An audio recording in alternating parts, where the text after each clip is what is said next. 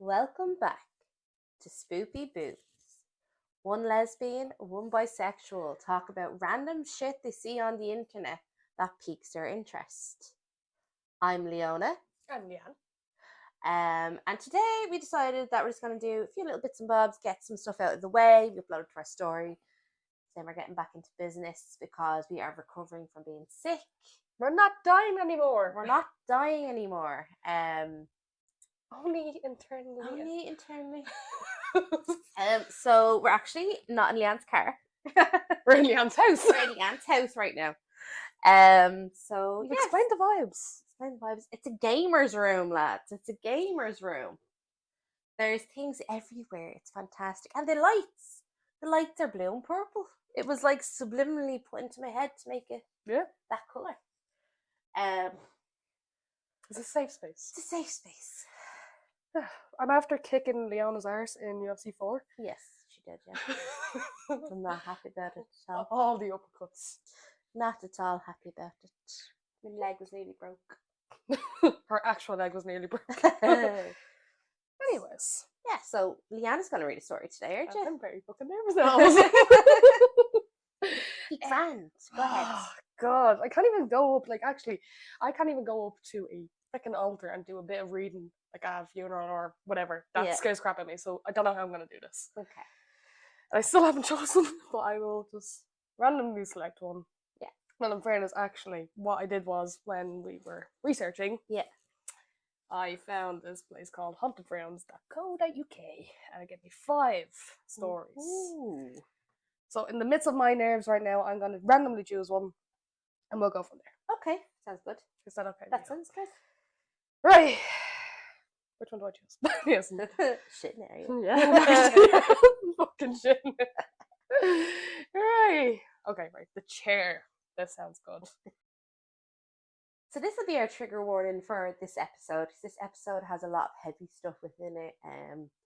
Trigger warnings are for death, suicide, children's deaths, poison, the substance abuse technically, kind of, because it's a poison, and stuff like that. So if you're triggered by any of those things at all, listen with ease or don't listen at all. That's perfectly fine. Don't be worrying. We have plenty of other stories that don't have that kind of thing in it. But we're just letting you know for your safety. Chair. The chair. Right. Let me just check. Okay. Right, the chair. This is a short tale. Starts whatever word that is. What's that word? Benignly. That's the word. Enough. With a friendly seeming ghost playing with children, but when I can't fucking speak. When you learn the origins of the ghost, and just while the ghost is moving around the object around the room, it quickly gets a lot creepier. I am actually terrified. It's okay. Just slow yourself down. Everything's okay. Safe space. Safe space. I'm just with my friend, reading a story. Just talking shit to each other. Talking shite. It's okay. I'm so sorry to everyone that's listening to me. You can hear the nerves in my voice. Okay. When my sister Betsy and I were kids, and our family lived for a while in a charming old farmhouse, we loved exploring in dusty corners and climbed the apple tree in the back garden. But our favourite thing was the ghost. We called her Mother. Oh? Fuck. Because she seemed so kind and nurturing. Like my mother. Some mornings, Betsy and I would wake up at the end of each other's nightstands. Nice. Jesus. And we would find the cup that hadn't been there the night before. And Mother had left them. Where we left off was Mother is their ghost. I love how they said, and the ghost. Like, they were adding it in as like, oh, and our solar panels. No, it's a ghost. And they called her Mother because she was loving and nurturing. So they thought.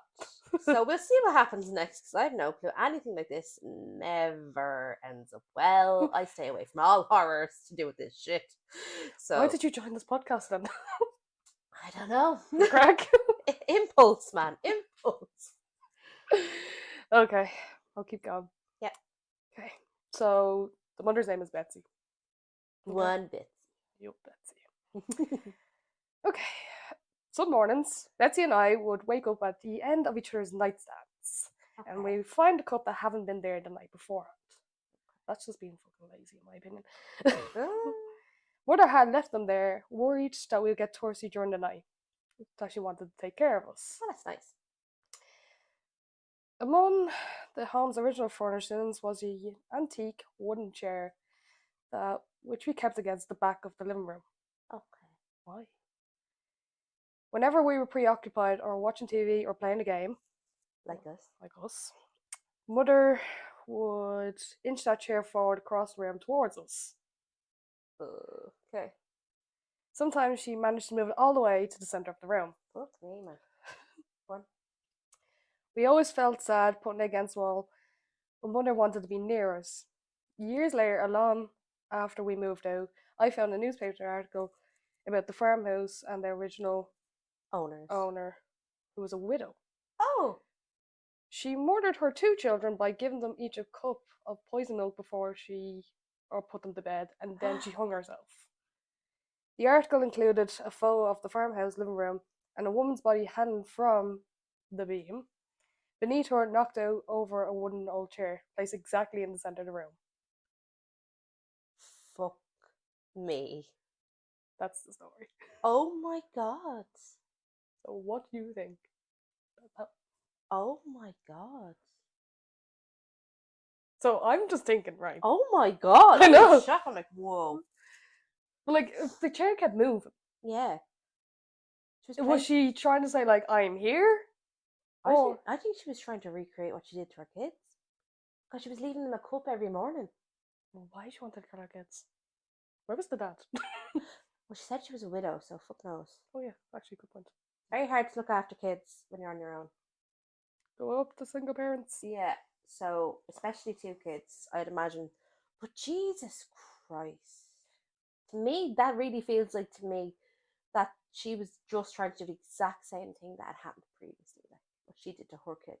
Because there's the cup, there's the chair being in the centre of the room where the beam was, where she hung herself. She was trying to recreate that scene all over again. That's what I feel.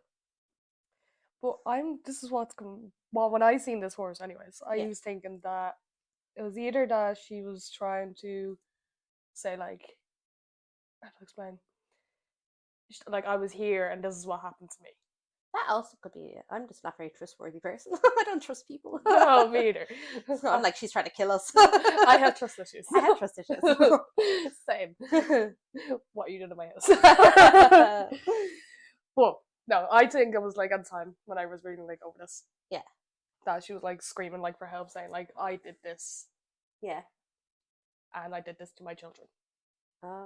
Maybe she was. Maybe she was admitting what she did. But to other kids, do you think she was trying to kill herself to get back to her partner, like in the other world? Do you know what? They could be back as a family again. Do you know what? That's actually I don't know. In a weird murder way. I would say so, because that's probably why she got. Do you know what? That's probably why she killed the kids in such a soft way. You know, that kind of thing. By poison. Yeah, like, but she wasn't like, she didn't like butcher them. Do you know what I mean? She loved them and she was still looking after them. But that's actually a really good thing. So I would say that's what she was trying to do. She was trying to get the kids to doze off into a sleep. Harmless, hurt, nothing, just you're passed out, good night. Do you know, that kind of thing? And then she felt guilty. And then she felt guilty, so she had to figure out a way of doing it herself. Surprised she didn't drink the milk herself, because that would have been a bit easier, I would say. Yeah.